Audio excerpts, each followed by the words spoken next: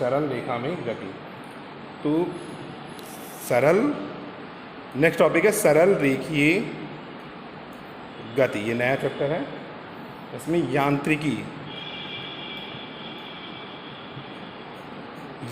भौतिकी विज्ञान की वह शाखा होती है जिसके अंतर्गत हम गति का अध्ययन करते हैं। कोई भी वस्तु हो जो गतिमान हो तो उसकी हम गति का जो अध्ययन करते हैं वो यांत्रिकी इस भौतिकी विज्ञान की वह शाखा जिसके अंतर्गत गति का अध्ययन करते हैं यांत्रिकी कहलाता है। ठीक है, यांत्रिकी के भी कई पार्ट होते हैं। पहला होता है स्थिति विज्ञान या स्थैतिकी। तो यांत्रिकी की वह शाखा जिसके अंतर्गत बाह्य बलों के अधीन साम्यावस्था में वस्तुओं का जो हम अध्ययन करते हैं, वस्तुओं का अध्ययन स्थैतिकी कहलाता है। ठीक है, यांत्रिकी की वह शाखा जिसके अंतर्गत बाह्य बलों के अधीन साम्यावस्था में वस्तुओं का अध्ययन किया जाता है स्थैतिकी कहलाता है। दूसरा टॉपिक होता है शुद्ध गतिकी। तो शुद्ध गतिकी यांत्रिकी की वह शाखा है जिसके अंतर्गत वस्तुओं की गति का अध्ययन किया जाता है, उसको हम शुद्ध गतिकी कहते हैं। यांत्रिकी की वह शाखा जिसके अंतर्गत गति के लिए उत्तरदायी कारकों पर विचार किए बिना केवल वस्तु की गति का अध्ययन किया जाता है, उसको हम शुद्ध गतिकी कहते हैं। और यांत्रिकी की तीसरी जो ब्रांच है उसको हम गति विज्ञान कहते हैं, यानी डायनामिक्स। तो यांत्रिकी की वह शाखा जिसके अंतर्गत हम किसी वस्तु की गति का अध्ययन उस पर लगने वाले उत्तरदायी बलों के कारण होता है, उसका अध्ययन जो होता है उसको हम गति विज्ञान कहते हैं। यांत्रिकी की वह शाखा जिसके अंतर्गत गति के लिए उत्तरदायी बलों को ध्यान में रखकर वस्तु की गति का अध्ययन किया जाता है, उस शाखा को हम क्या कहते हैं? गति विज्ञान कहते हैं। निर्देश तंत्र, जैसे दो बिंदु, कोई भी घटना है स्पेस में, अगर कोई घटना घटित हो रही है तो उसको हम उस घटना को निर्देशांकों के द्वारा व्यक्त करते हैं। जैसे किसी आप बिंदु में है, ठीक है, एक बिंदु ले लिया, ये ओरिजिन हो गया, एक्स एक्सिस, ये वाई एक्सिस। तो यहाँ पे एक बिंदु ले लिया तो इसको हमने लिख दिया x1 y1। तो ये दर्शा रहा है कि ये एक बिंदु है, एक्स एक्सिस से इसकी दूरी और वाई एक्सिस से दूरी। ठीक है, अगर इसी तरह हम तीन एक्सिस ले लें, एक्स एक्सिस, जेड एक्सिस और वाई एक्सिस, यहाँ पर कोई बिंदु तो ये एक्स, वाई और जेड एक्सिस के अलॉन्ग, तो ये तीनों एक्सिस के अलॉन्ग इसको पोजीशन बता रहा है। तो अगर हम इसी एक्सिस को, जो भी वस्तु का विस्थापन हो रहा है, अगर हम उसको समय के साथ दिखाएं तो हमारे चार एक्सिस हो जाएंगे, एक्स, वाई, जेड एक्सिस, और तीसरा क्या हो जाएगा? समय। ठीक है, तो किसी विशेष वस्तु से जुड़े निर्देशाक्षों का समुच्चय जिसके सापेक्ष किसी वस्तु की स्थिति या आकाश में घटने वाली किसी घटना का विवरण दिया जा सके, आकाश समय या निर्देश तंत्र कहलाता है।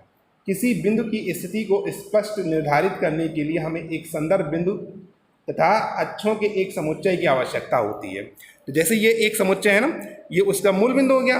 अब यहाँ पे तीन अक्ष हो गए, जहाँ पे ये तीनों एक दूसरे को काटती हैं उसको हम क्या कहते हैं? उसका मूल बिंदु कहते हैं। तो इस निकाय का, इसे हम संदर्भ दूरी कहते हैं। हम इसकी जो दूरी लेते हैं XYZ सब मूल बिंदु से ही लेते हैं। तो एक संदर्भ बिंदु अक्षों के एक समुच्चय है तथा उससे संबंध एक घड़ी का निकाय निर्देश तंत्र कहलाता है। निर्देश तंत्र दो प्रकार के होते हैं, एक जड़त्वीय निर्देश तंत्र, दूसरा अजड़त्वीय निर्देश तंत्र। तो जड़त्वीय निर्देश तंत्र क्या होता है? पहला निर्देश तंत्र जो है वो है जड़त्वीय निर्देश तंत्र। जड़त्वीय निर्देश तंत्र,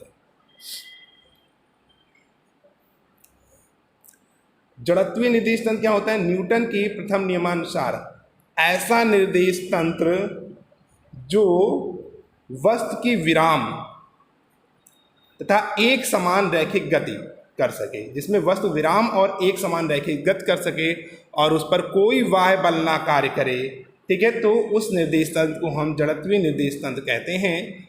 ठीक है, यह निर्देश तंत्र न्यूटन के प्रथम नियम को का सही विवरण प्रदान करता है, चाहे उस पर कोई बाह्य बल आरोपित हो या ना हो। ये निर्देश तंत्र या तो स्थिर रहते हैं या एक समान वेग से गतिशील रहते हैं।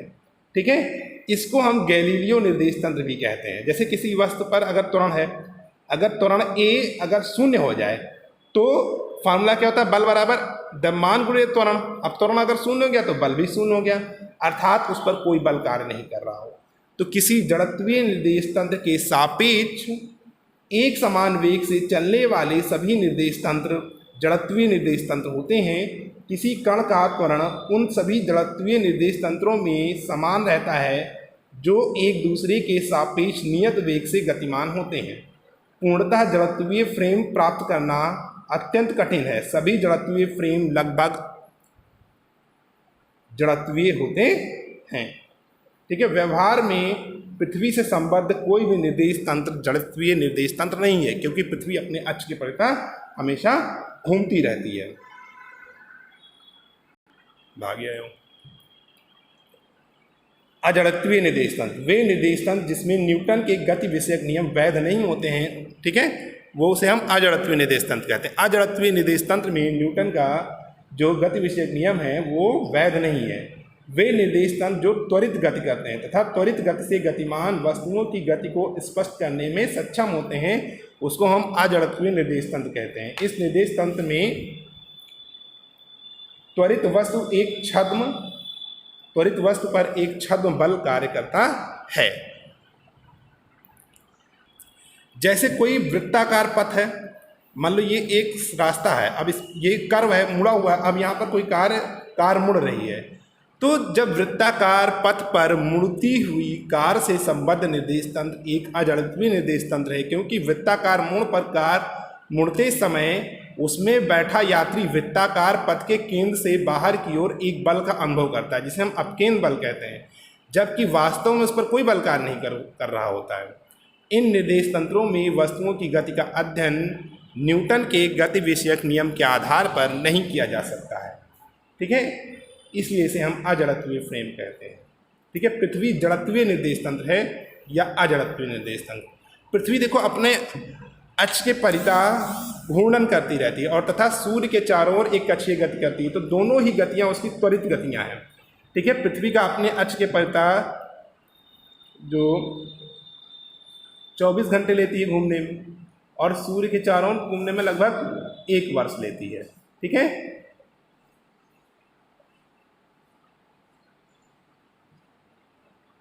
इस प्रकार पृथ्वी त्वरित अर्थात अजड़त्वीय निर्देश तंत्र है।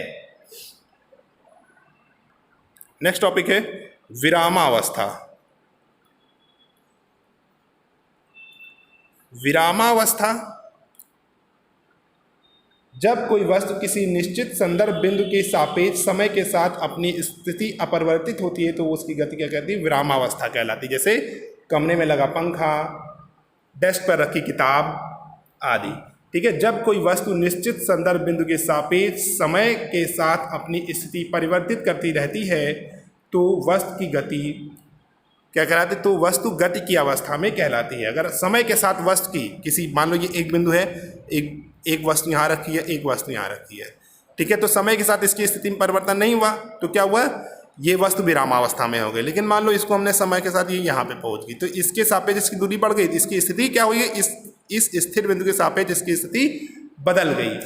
ठीक है, इसीलिए कहते हैं जब कोई वस्तु किसी निश्चित संदर्भ बिंदु के सापेक्ष समय के साथ अपनी स्थिति परिवर्तित करती रहती है तो उसकी करती रहती है तो वह वस्तु गति की अवस्था में कहलाती है। जैसे एक गतिमान हवाई जहाज, उड़ती हुई चिड़िया आदि।